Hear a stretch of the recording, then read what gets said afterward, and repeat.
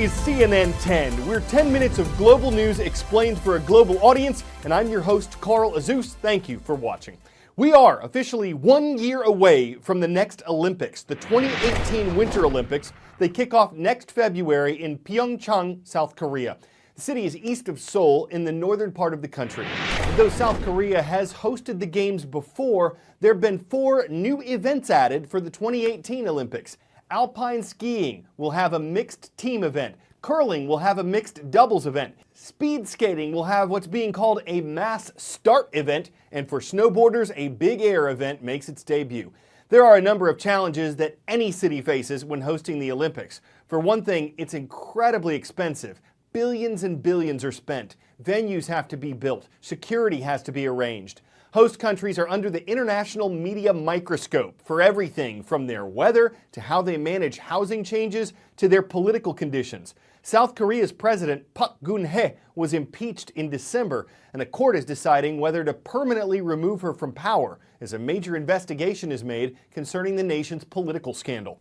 But on the other side of those challenges is the chance for Pyeongchang to shine as the backdrop of a beloved international sporting event, one that brings together athletes, families, fans, and photographers from all corners of the globe. We are less than 1 year until the 2018 Winter Games begin in Pyeongchang. You know, as far as how things are going, no major issues so far. Organizers say they are largely happy with the progress that has been made. The majority of the infrastructure needed for this event has been built already.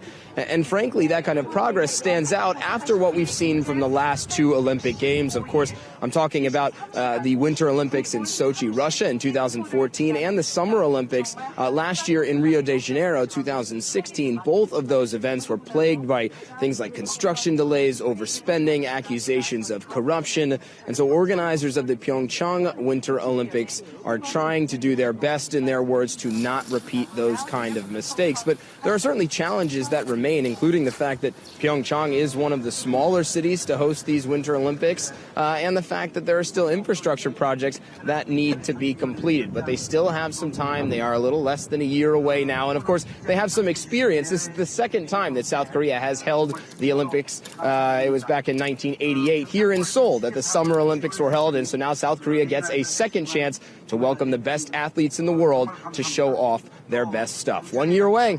Matt Rivers, CNN, Seoul. 10-second trivia. The enhanced Fujita scale is used to measure the intensity of what? Tsunamis, tornadoes, hurricanes, or earthquakes?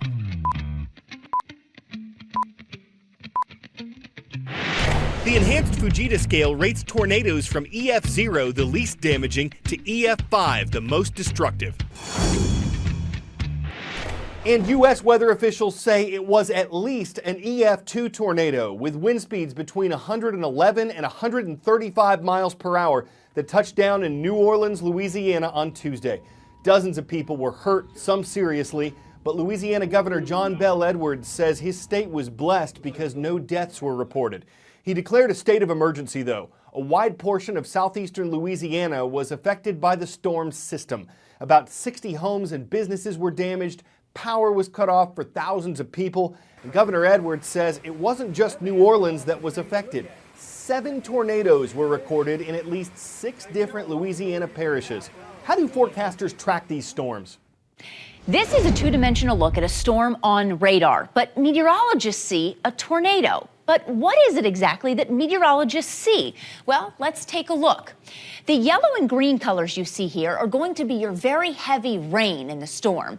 The red color indicates your hail core. And then all the way down there, the purple circle, that's where your tornado is going to be. Meteorologists often refer to it as the hook echo because of the hook shape that it ends up taking. But these aren't the only features we look for.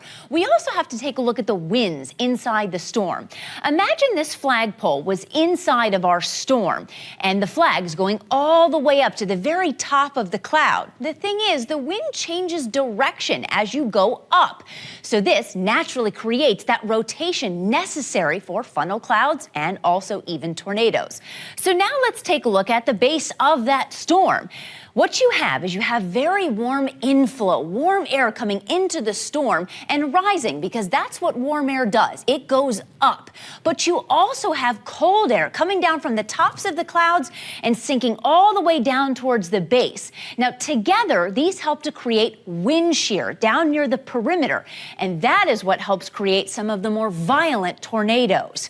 Now, what if your tornado has been on the ground for at least a little bit? Then you start to get this, the debris cloud, which is essentially a collection of all of the stuff the tornado has been able to pick up, everything from dust to trees to even homes.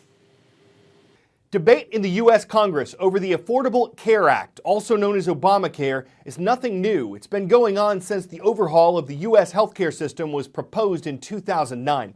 What is new is that Republican lawmakers are moving forward with a new plan to repeal large parts of the law. Repealing Obamacare was a campaign promise of U.S. President Donald Trump. The law as it stands is controversial. It was considered former President Barack Obama's signature achievement, and it contributed to a record number of Americans having health insurance. But it became increasingly expensive for the federal government to support, and a growing number of insurance companies dropped Obamacare as an option. Because the debate about the law itself and about how to replace it is ongoing, CNN hosted a town hall on Tuesday night to explore both sides of the U.S. healthcare divide. On the left is Bernie Sanders, an independent U.S. Senator from Vermont who recently sought the Democratic nomination for president. On the right is Ted Cruz, a U.S. Senator from Texas who recently sought the Republican nomination for president. It was built on an edifice of lies. Senators Bernie Sanders and Ted Cruz facing off over President Trump's promise to repeal and replace Obamacare. Should Congress move swiftly to repeal Obamacare? Absolutely. The absolute repeal of Obamacare without improvements in it, without a plan to make it better, would be an absolute disaster. The two senators laying out sharply contrasting views of health care in America. What is a right is access to health care. What is a right is choosing your own doctor. Go out and get a really great health insurance program. Oh, you can't do it because you can't afford it. All right? That's what he's saying. Access to what? You want to buy one of Donald Trump's mansions? You have access to do that as well. Oh, you can't afford $5 million for a house? Sorry. The duo finding common ground on problems in American health care. You know who's making out like gangbusters? The insurance companies and those in government whose solution is let's have even more government control. This thing isn't working. You know, here I find myself in agreement with Ted. He's right. But disagreeing on solutions. Let's work together on a Medicare for all single-payer program.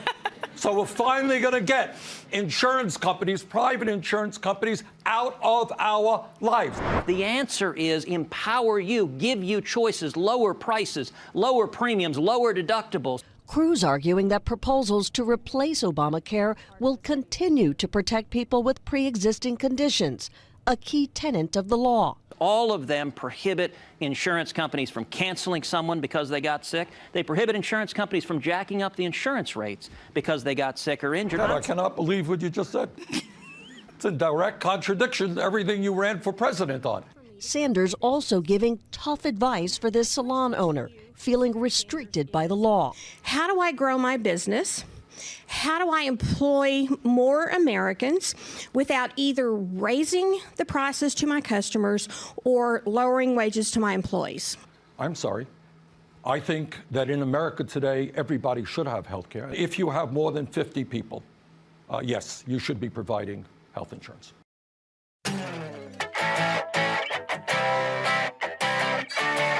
In the history of bear hugs, this one truly gets 10 out of 10. In the don't try this at home category, a 23-year-old bear who was rescued and the man who rescued him. The animal's named Jimbo. He lives at the Orphaned Wildlife Center in New York State. And the 9-foot-tall, 1,500-pound Kodiak has, as you can see, an unusually close bond with Jim Kowalczyk, a retired corrections officer who rehabilitates bear cubs that can't survive in the wild.